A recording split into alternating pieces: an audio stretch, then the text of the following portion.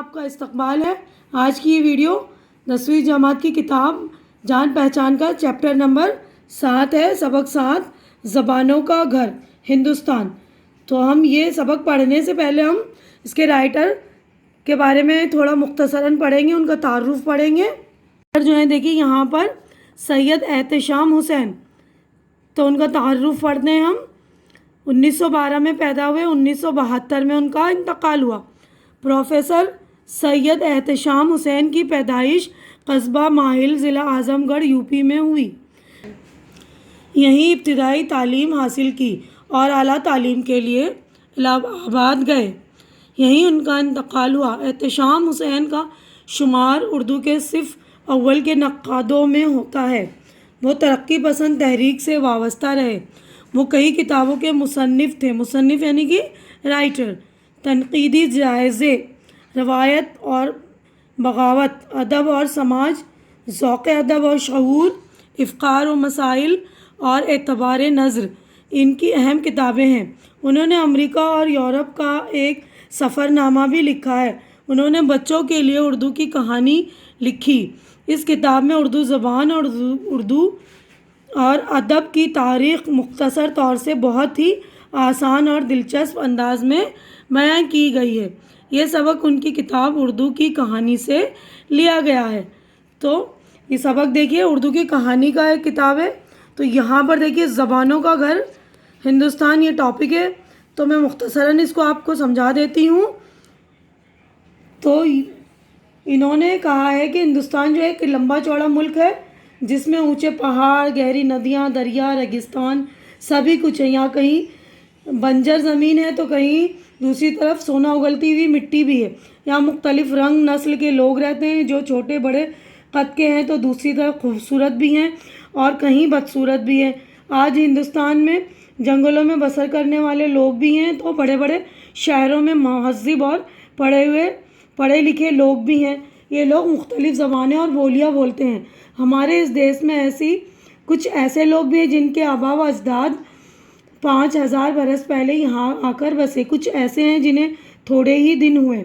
چنانچہ ہمارا ملک بھانت بھانت کے رنگ و نسل، مختلف بولیوں اور زبانوں کے لیے بولنے والا مل جل کر ایک بہت بڑا ملک بن گیا ہے۔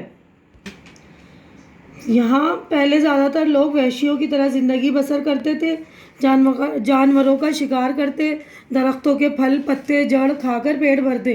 ان میں سے کچھ لوگ یہاں بھی پہنچے۔ ان کی نسل کے لوگ بنگال، بہار، چھوٹا ناگپور اور وندھیاچل کے پہاڑوں کے قریب پائے جاتے ہیں۔ وہ جو زبان بولتے تھے وہ آج بھی الگ ہیں۔ ان میں سے کول اور منڈا قبیلے مشہور ہیں۔ ان کے 1000-1500 برس کے بعد پچھم کی طرف سے دراوڑ لوگ آئے ہیں۔ وہ لوگ دراوڑ تھے۔ آج بھی مدراس، آندھرا پردیش اور کیرل میں یہی لوگ آباد ہیں۔ تامل، تیلگو انہی کی زبانیں ہیں۔ ایران، چین اور ترکستان میں ایک اور قوم بستی تھی جسے عام طور سے تاریخ میں آریہ کہا جاتا ہے۔ یہ لوگ خوبصورت اور بہادر تھے، گھوڑے سے کام لینا، کھیتی کرنا جانتے تھے۔ کوئی 3500 برس ہوئے یہ لوگ ہندوستان آئے اور انہوں نے یہاں کے پرانے بسنے والوں کو ہرا کر اتری بھارت میں بس گئے۔ یہ لوگ جو زبان بولتے تھے اسے آریائی زبان کہتے ہیں۔ سنسکرت ہندوستان میں بسنے والے آریاؤں کی زبان تھی۔ تمام لوگ سنسکرت نہیں بول سکتے تھے۔ پرانے بسنے والے اپنی پرانی بولیاں بولتے یا ملی جلی زبانیں۔ اس طرح آہستہ آہستہ سنسکرت جو ہے اونچی ذات کے برہمنوں کی زبان بن گئی۔ عام لوگ جو ہے پراکرتک بولتے تھے۔ پراکرتک جو ہے عام بھاشا کو کہتے ہیں۔ یہ عوام کی زبان تھی اور جو اتری بھاشا میں جو پراکرتک بولی جاتی ہے اسے سور شینی کہتے ہیں۔ اس سے جو بھاشائیں پیدا ہوئی ہیں جنہیں ہندی اور اردو کہتے ہیں، یعنی ہندی اور اردو جو ہے سور شینی پراکرت بھاشا سے پیدا ہوئی ہے۔ بنگالی، مراٹھی، گجراتی، پنجابی، سندھی، آسامی اور آریائی بھی نئی آریائی زبانیں ہیں۔ 1000 سال سے جو نئی زبانیں ہندوستان میں بولے جانے لگی ان میں سے ایک اردو ہے۔ یہ زبان بھی باہر سے نہیں آئی ہے، یہیں پیدا ہوئی ہے۔ لوگوں نے اسے ترقی دی۔ یہ زبان اگر کہیں دوسرے ملک میں بھی بولی جائے گی تو وہاں کی زبان نہیں بن جائے گی، یہ ہندوستانی ہی رہے گی۔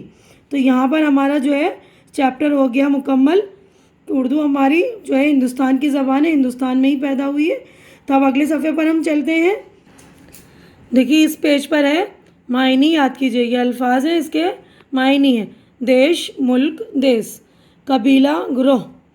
پراکرتک, عوامی بولی, عام بول چال کی زبان. ابھی دیکھیے غور کرنے کی بات ہے. اردو کا جنم ہندوستان میں ہوا. اس کا تعلق ہند آریائی خاندان سے ہے.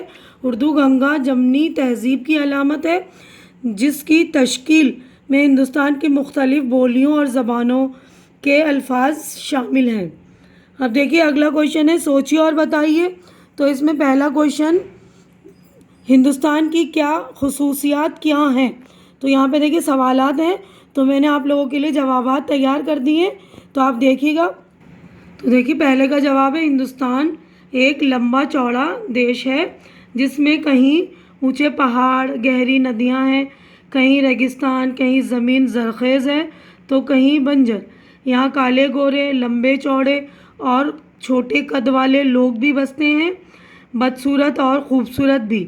جنگلوں کی طرح زندگی بسر کرنے والے لوگ بھی ہیں اور شہروں میں بھی لوگ بستے ہیں. اس دیش میں طرح طرح کی بولیاں اور زبانیں بولنے والے لوگ رہتے ہیں. اب اگلا سوال ہے, ہندوستان کی قبائلی نسلوں کے نام کیا ہیں. کول اور منڈا مشہور قبائلی نسلوں کے لوگ رہتے ہیں. اس کے علاوہ دیگر قبائلی نسلوں کے لوگ رہتے ہیں. دراوڑ کون سی زبانیں بولتے ہیں. دراوڑ تامل تیلگو زبانیں بولتے ہیں.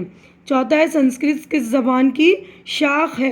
سنسکرت آریائی زبان کی شاخ ہے.